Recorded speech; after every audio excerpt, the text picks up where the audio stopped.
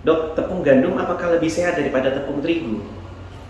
Sehingga banyak orang yang kemudian kalau belanja beli roti memilihnya tepung gandum. Selama dia merupakan whole food atau makanan utuh, tidak ada campuran tambahan bahan, tambahan pewarna, zat-zat tambahan lainnya, pengawet, pemanis tambahan, maka insya Allah itu akan memberikan kesehatan atau memberikan dampak kesehatan pada tubuh kita. Kita bicara soal enzim.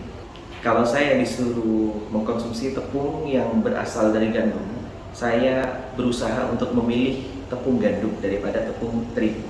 Dan tepung gandum yang saya pilih ialah tepung gandum yang asli, pure, whole food. Kenapa demikian? Karena gini, kalau tepung terigu hanya menggunakan endosperm atau daging dari biji gandum, sedangkan cangkang dan benihnya dibuang.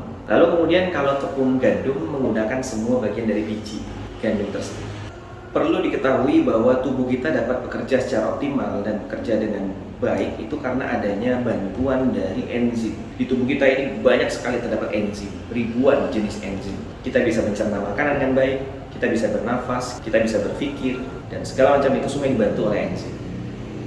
Yang dimana enzim tersebut bisa saja habis oleh karena pola hidup kita selama ini. Semakin usia bertambah, maka enzimnya pun akan semakin habis. Makanya kita dianjurkan untuk makan atau minum segalanya yang mengandung enzim alami tentunya. Tapi seringnya kita mengkonsumsi makanan yang justru minus enzimnya. Ketika makanan tersebut masuk ke dalam badan kita, makanan tersebut membutuhkan enzim untuk diolah. Karena makanan tersebut tidak memiliki bawaan enzim, akhirnya enzim dari badan kita yang diambil untuk mengolah makanan tersebut.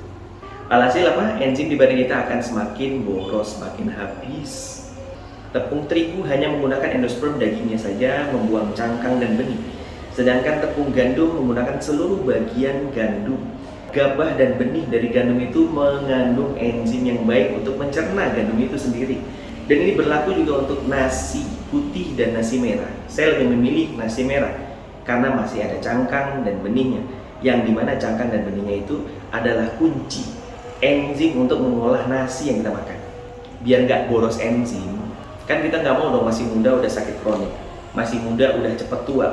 Ada dua orang fulana, usianya sama tapi yang satu lebih keriput, yang satu awet muda. Itu bisa jadi selain karena faktor emosional sehari-harinya, juga ditentukan atau dipengaruhi oleh faktor enzim. Yang mungkin dia enzimnya hemat atau mendapat tambahan enzim dari makanan dan minuman yang dia santap setiap hari.